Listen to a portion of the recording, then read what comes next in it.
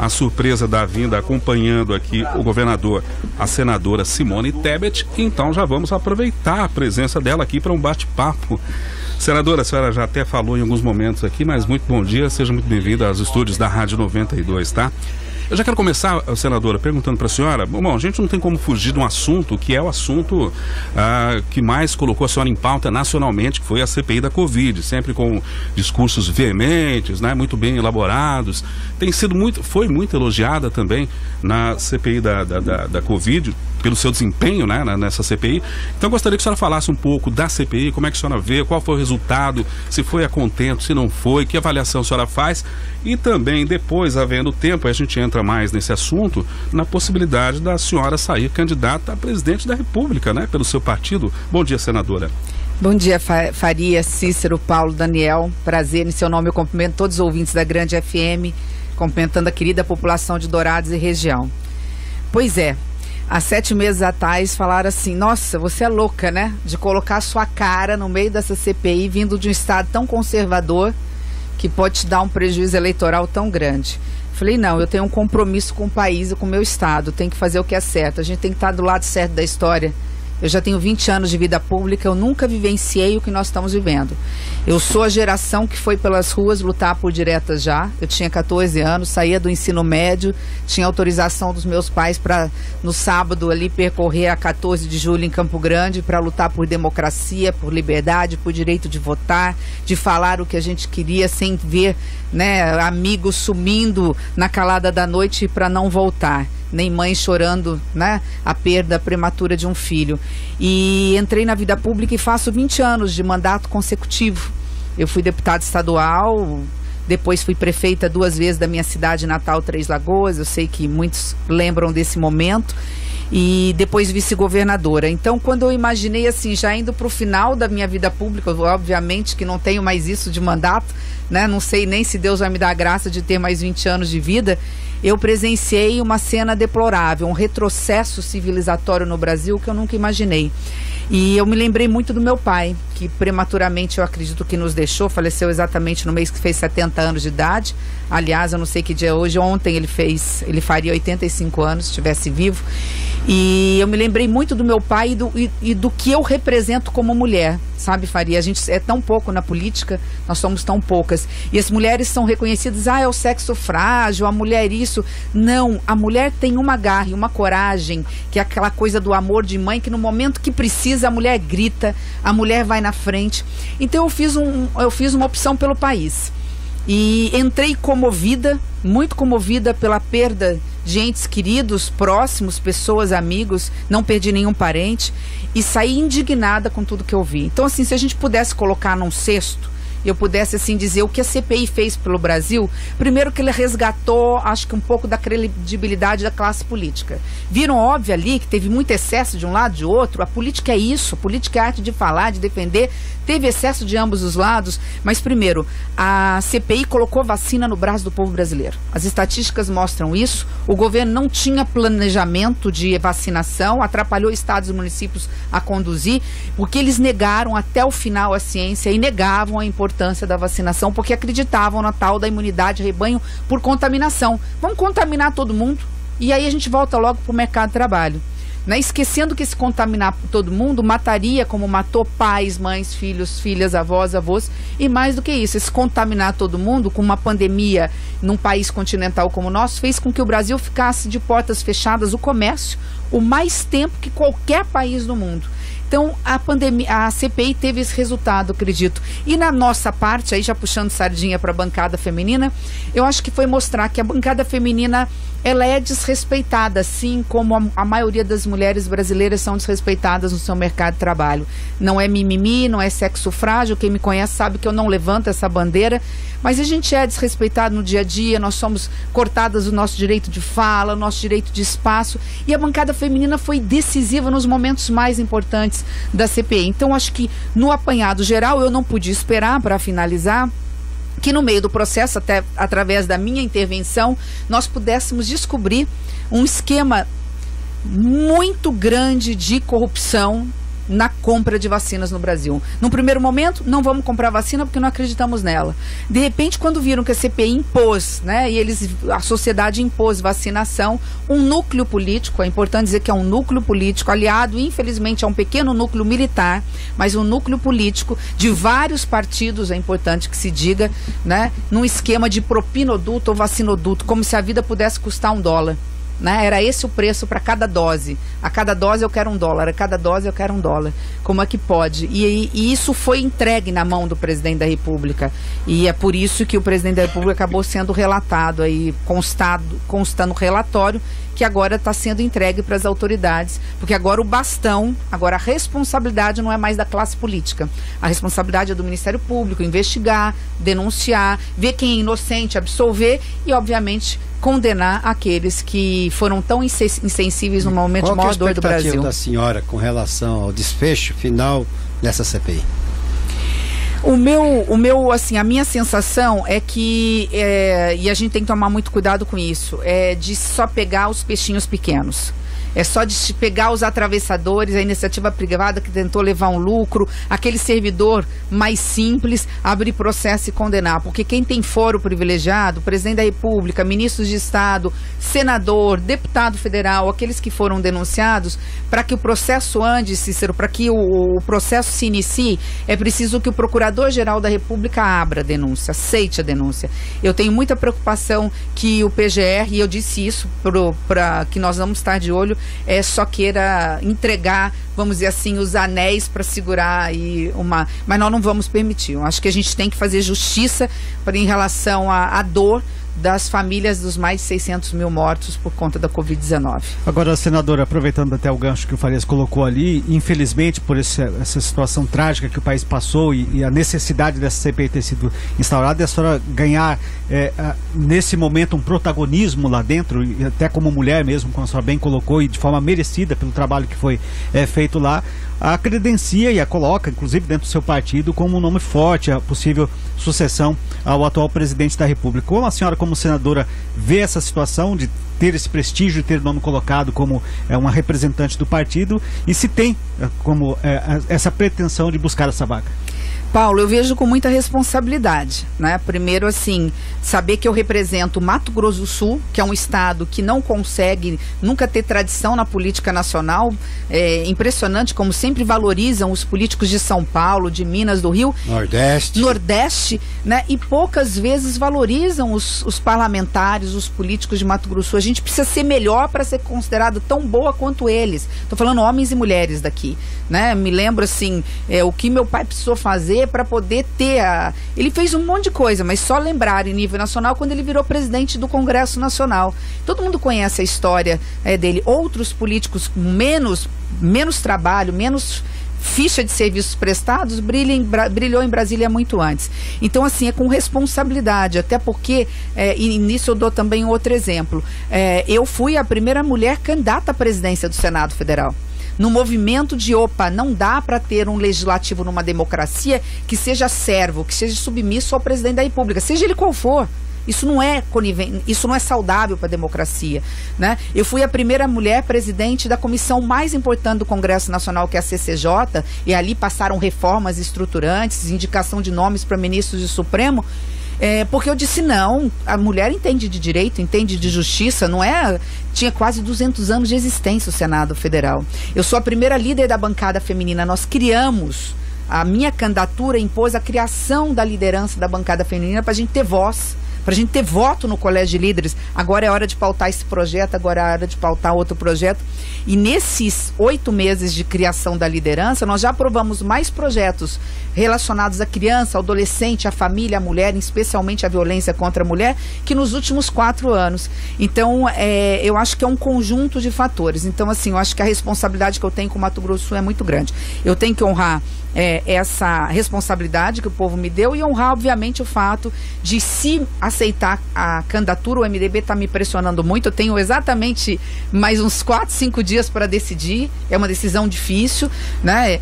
Seria pelo fato também de ser a única pré-candidata mulher no meio de vários candidatos colocados. Então vamos ver, vou procurar fazer o que for melhor pro Brasil. Se eu ajudar a construir uma terceira via, que não necessariamente passa pelo meu nome, uma terceira via para a população ter, o eleitorado ter a opção de escolher, não só entre voltar para o passado ou ficar com o atual ou com o presente, mas a opção também de olhar um candidato que possa falar de futuro. Eu entro nesse processo como mais um soldado ou uma soldada da democracia. Você falou em terceira via, né? E tem 5 dias para responder ao partido se aceita ou não ser candidata.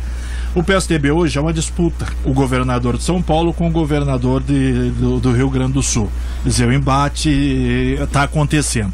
O PMDB definindo o seu nome, você vai procurar esses candidatos também para fortalecer essa terceira via, até porque o Ciro Gomes já disse que depois da votação lá da PEC dos precatórios, ele por enquanto está fora da disputa pelo PDT como candidato à presidência da República. A Simone está, esses 20 anos, né, na vida ativa política, está pronta e preparada para ser diferente de todos que passaram pela presidência do país? Primeiro que eu sou disposta a dialogar com a terceira via e mais do que isso, né? Mostrar para a terceira via que a terceira via não pode ter 4, 5 nomes. Nós vamos participar de uma pré-candidatura e lá na frente essa terceira via vai ter que se afunilar. Então eu e qualquer um temos que estar dispostos a, em determinado momento, também ceder, emprestar nosso nome ou para um vice, ou para ser vice, ou até para ser apenas um porta-bandeira, aquele que vai para a rua pedir voto para a terceira via, porque é matemática pura. A gente sabe quanto o ex-presidente tem mais ou menos de voto, o atual presidente tem. Se nós tivermos aí um Ciro com 5%, você sobra o quê? 45% de votos, no máximo 50%, não sei se chega a isso, 40, 45% de votos soltos. Se você tiver mais do que 2 nomes nas terceiras vias, se você tiver 3, 4, 5 ou 6, a terceira via não chega no segundo turno. Mas isso é algo que eu vejo também muito claro no perfil dos pré-candidatos terceira via. Eu encontro essa característica altruísta no PSDB, no PSD, que foi meu adversário Pacheco, com quem eu me dou muito bem, que é o presidente do Congresso. Eu vejo esse altruísmo agora nessa novo partido, né, que é o PSL, o Democratas, que é a União Brasil, e eu acho que esse altruísmo também, é a cara do MDB lá atrás, quando o Brasil precisou do MDB, ele estava à disposição e agora também. Então é isso, nós estamos prontos, o que nos move, a terceira via não vai estar se digladiando como muitos pensam, não está fragmentada nesse momento, mas vai se afunilar em nome de um determinado nome. E sim, acho que todos nós que estamos na vida pública temos que estar preparados para grandes missões. E eu tenho muita tranquilidade de dizer que eu já passei por vários desafios na minha vida e eu tive o privilégio de ter pessoas certas no lugar certo. Ninguém faz nada sozinho, a gente faz com um time. E o que não falta no Brasil são homens e mulheres competentes, valorosos em todas as searas para ocupar todos os ministérios de Estado para poder fazer a diferença, que foi o que aconteceu aqui. O governador foi muito feliz, nós temos palanques diferentes, é verdade, mas estamos unidos no propósito de fortalecer Mato Grosso do Sul. Em Mato Grosso do Sul não pode ter nenhuma criança passando fome. Em Mato Grosso do Sul não pode ter a desigualdade avassaladora que tem no resto do Brasil, num verdadeiro retrocesso. Em Mato Grosso do Sul não pode ter essa política de ódio, de polarização. Deixamos para o palanque, para o discurso político. Agora é a hora de união, é isso que nós viemos fazer em nome da bancada. Eu sou coordenadora hoje da bancada, viemos trazer veículos para a Universidade Estadual, eu mesma... Você vai entregar um cheque. Agora eu vou entregar um cheque de quase 600 mil para o Hospital do Amor, aí a emenda minha mesmo, não de bancada. A bancada colocou 25 milhões o ano passado, acabou de ser empenhado, então o Alan já vai poder licitar para asfalto e drenagem, 25 milhões de reais, sem nenhuma contrapartida. O município não precisa fazer nada, só licitar a obra e entregar para a população. E eu sempre que eu posso, estou dizendo isso. Esse é o papel do deputado federal e do senador. Muitas vezes fala assim, cadê o senador e cadê o deputado federal? Está lá onde tem dinheiro, que é em Brasília, buscando recursos, defendendo o Brasil e defendendo o Mato Grosso do Sul. Então é isso que a gente está fazendo. E se me permitir também, né, a última vez que eu tive aqui, no início da pandemia, eu vim de máscara, eu vim já no finalzinho do mandato da Adélia, nós viemos entregar um cheque meu, que eu consegui uma emenda de 5 milhões de reais para os hospitais combaterem a Covid-19. Então, não foi falta de dinheiro, foi realmente uma falta de planejamento nacional que fez com que a gente passasse, infelizmente, o que passou. Mas, como disse, está no passado, né? Se Deus quiser, vamos ter um um Natal um pouco mais tranquilo esse ano. Senadora Simone Tebet conversando aqui com a gente no programa Espaço Aberto. Senadora, a senhora estava falando de terceira via, né, e tal, da aglutinação em torno de um nome.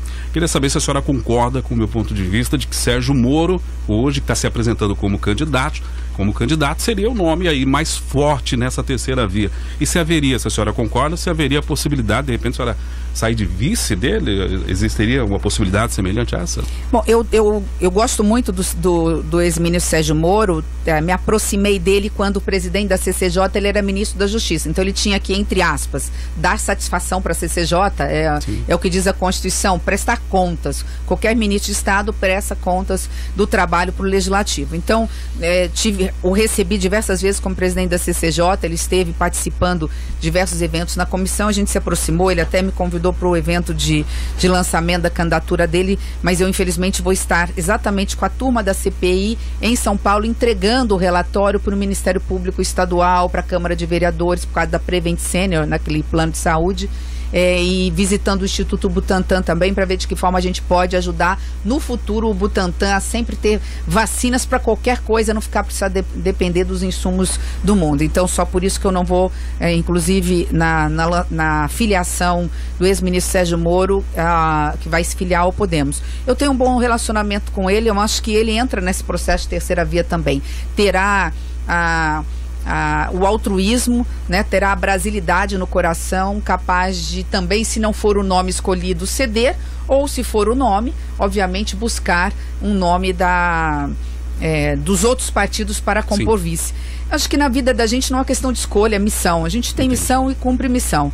Primeiro, eu preciso agora, definir até esses próximos 4 dias. Se acontecer na semana seguinte, nós faríamos um pré-lançamento para poder estar respondendo a sua pergunta. Eu fico te devendo para a próxima. Para a próxima eu respondo. Eu não sei como é que está o tempo da senhora. Se a senhora tiver mais tempo, a gente abre aqui mais uma rodada de perguntas. Estou à disposição. Então, eu quero insistir aqui num tema que para mim é muito importante, apesar de não me considerar feminista, mas eu sou sempre defendo e procuro defender a presença da mulher como ela deve, como ela merece, como ela deveria ocupar em todos os setores da nossa sociedade. Não seria diferente na política. A senhora falou exatamente dessa minoria que ainda tem, dessa dificuldade da mulher entrar efetivamente dentro de cargos importantes da nossa política. O que fazer, na sua visão, senadora, para incentivar cada vez mais que a mulher simples, aquela que está nos ouvindo nesse momento, tenha mais interesse em participar? Porque às vezes acontece muito, tem lá a vaga, mas não tem a mulher se colocando à disposição. O que poderia ser feito no sentido de incentivar cada vez mais que as mulheres se interessem pela política e por essa gestão do setor público? Paulo, você fez uma pergunta que eu acho tão importante, que eu falo assim, eu não aguento quando as pessoas falam assim, mas a mulher não gosta de política. A mulher não gosta de política. Não tem um ser mais político que a mulher. A mulher é a primeira professora dos filhos. A primeira educação que todos nós tivemos foi da voz de uma mulher. Se isso não for política, eu não sei o que é. Isso pode, isso não pode, olha os modos, você tem que ser honesto, você tem que estudar para ser alguém na vida. Quem é que disse isso para nós pela primeira vez? Claro que também tem o pai, ele é fundamental na educação, mas é a mulher que está ali, porque o pai normalmente ele era aquele que sustentava a família lá atrás, hoje não, hoje já está democratizado isso. Então assim, a mulher gosta de política. Agora, eu vivenciei essa cena, quando abriram aquela cota de trazer 30% de mulheres candidatas, aquilo foi só no papel e para inglês ver. Eu fazia política naquela época empacotando santinho, lembra dos brindes, camiseta e santinho? Cansei de ver o meu partido, os outros partidos, darem cheques poupudos para os candidatos homens, e as mulheres saíam felizes da vida com um pacotinho de santinho, umas parcas camisetas de R$2.000 por mês para uma campanha de 3 meses. Cansei de ver isso. Então a mulher saía achando que tinha chance e não tinha paridade de armas. Ela não tinha a mesma igualdade. Como é que eu vou competir? Mas não era só dinheiro. E isso mudou graças a uma intervenção da bancada feminina no Supremo, no Tribunal Superior. Vocês sabem que tem o período eleitoral, tem tempo de rádio e tempo de televisão. A mulher era candidata, mas não tinha o mesmo tempo de exposição na rádio e na televisão. Ora, como é que o eleitor vai votar numa mulher se não sabe o número dessa mulher? Não sabe o que essa mulher faz, que é uma professora, uma líder de bairro, ela coordena um projeto social na sua cidade. Então, agora, de um tempo para cá, isso mudou na última eleição. Sabe qual foi o resultado? Na primeira eleição no Congresso Nacional, na Câmara dos Deputados, em que a mulher passou a ter a mesma igualdade que o homem no tempo de rádio e televisão, 30% do tempo de rádio, de televisão, e 30% do fundo partidário passou a ser também compartilhado com mulheres, nós saímos de 55 deputadas federais e fomos para 71. Aumentou mais de 40% numa única eleição. Então, se você me pergunta, e agora, o que fazer aqui? Né? Aqui nós temos o quê? 2 vereadoras? Campo Grande, que é a capital, no universo de 29 vereadores, tem uma mulher, uma menina, que é a Camila, novinha. Eu apresentei um projeto que eu acho que é decisivo. Tem que ter... Só uma correção, aqui são 3, né? São 3. A Daniela, a Brambila e a Lia Nogueira. Isso, 3 mulheres. Então, veja, qual é a saída? Você tem que colocar 30% de mulheres nas executivas dos partidos. Porque quem escolhe o candidato é a executiva do partido, ele que vai. Então, se você tiver 30% de mulheres ali, você vai ter mulher com olhar clínico para falar: aquela comerciante, aquela servidora pública, aquela líder de bairro, aquela mulher que faz trabalho social, ela tem veia política, eu vou investir nela. Eu acho que esse é um projeto que eu quero ver se eu consigo aprovar ainda esse ano no Senado, para aprovar na Câmara o ano que vem, que pode estar fazendo a diferença. Quero só pegar um gancho rapidinho na pergunta do Paulo. A senhora falou a questão das mulheres e tal. Queria que a senhora falasse rápido a questão daquele problema que houve lá do ministro que acabou chamando a senhora de descontrolada. Como é que a senhora viu aquele episódio? Bom, tem que rir para não chorar, né? Mas assim, primeiro que eu quero dizer é que eu fiquei muito feliz com a solidariedade e o carinho dos senadores. Eles foram, e eles até brincaram, falaram assim: olha, eu não conheço ninguém mais de centro que você. Você consegue conversar com a esquerda, você consegue conversar com a direita, você extrai o que há de melhor de cada um dos lados. Você está sempre conciliando, porque na CCJ esse era meu papel. Logo você foi chamada de totalmente descontrolada. Aquilo foi uma cena típica, porque nenhuma mulher ainda tinha falado. E ele estava numa pressão, chamaram, aliás, eu acho errado, o chamaram de mentiroso, chamaram o ministro de moleque, eu não sei, chamaram o ministro de tudo. Ele não abriu a boca contra. Quando eu fui falar de forma técnica, e a minha área é essa, quer dizer, eu estudei a vida inteira, eu estudei direito. Na hora que eu desmontei a tese dele com argumentos, ele se descompensou, ele se descontrolou. Então ele, né, e o que foi pior, ele falou: a senhora tem que ler tudo de novo, como quem disse, a senhora não entendeu nada. Ele não disse isso para os homens. E justamente na minha área é direito público, eu fiquei meu recesso de 15 dias estudando 2.000 páginas, eu li e reli. Por isso que eu descobri aquelas notas fiscais falsificadas, que chamam de invoices, que previam pagamento de uma vacina antecipada num paraíso fiscal de 45 milhões de dólares. Quase 300 milhões de reais do nosso dinheiro ia para um paraíso fiscal que não tem fiscalização, para compartilhar, sabe lá com quem, antes da vacina chegar. E uma vacina, aí sim, que nós não tínhamos ainda conhecimento se funcionava. Uma tal de Covaxin, que só agora, em caráter emergencial, eles... Então a gente faz no limão uma limonada, sabe, Faria? A gente tem que ter um cunho pedagógico e assim, dizer para vocês: a gente pode ser chamada de incompetente, a gente pode ser chamada de qualquer coisa, mas tem um termo que é histórico, que para a mulher é muito dolorido. A mulher lá atrás, no 1000 e bolinhas, né? Lá atrás, a mulher não podia curar, o homem era curandeiro. A mulher que exercia ali ilegalmente, pegava as ervas, era chamada de bruxa e queimada na fogueira. Sim. Não é isso? Então a mulher era chamada de louca, de descompensada. Freud falava que era caso de internar, que a mulher era problema sexual, que a mulher tinha que ser internada, quando ela falava assim: eu não quero, pai, casar com esse pretendente, eu quero casar com quem eu amo. Eu falava pro marido: eu quero trabalhar fora, e o marido não deixava, e falava que era louca, descompensada, descontrolada, e iam pro manicômio. Então essa palavra, louca, descompensada, descontrolada, é um termo que a vida inteira a gente luta para que não se use para uma mulher, porque ele tem um cunho histórico muito ruim. Muito bem. Mais alguém? Diga lá. Senadora, voltando aqui para o nosso estado, né? Você citua a questão do PSL-DEM, né, que é um novo partido, Aliança Brasil.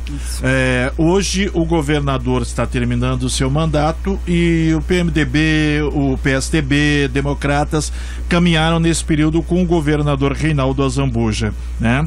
Tem o Riedel, que é o provável candidato do atual governo para a disputa das eleições aqui. O MDB, como fica nessa questão aqui em Mato Grosso do Sul? Vai de candidato próprio? Vai apoiar alguém? Como que vai ser essa caminhada? Vai com o Putinelli, porque o Putinelli está se colocando como candidato. Não pode, né? Não, ele foi impedido. Né? Foi impedido. Não há nenhum impedimento. Não há. Está se colocando. Nós temos uma pesquisa, acabamos de fazer uma pesquisa qualitativa, e a pesquisa realmente mostra que o MDB tem todo um recall muito forte da época, desde o Dr. Wilson, passando um finalzinho do meu pai, passando pela gestão do governador André Putinelli. E ele coloca realmente que o MDB tem condições de lançar a candidatura própria. Hoje as pesquisas mostram que o nome natural é do ex-governador André Putinelli. Ele se predispõe a ser candidato. É óbvio que essa pergunta também depois precisa ser confirmada pelo presidente regional do partido. Eu sou apenas mais uma afiliada, mais um membro do diretório. Ainda é o MOC? Ainda é o Júnior Mock, deputado estadual, ex-deputado estadual Júnior Mock.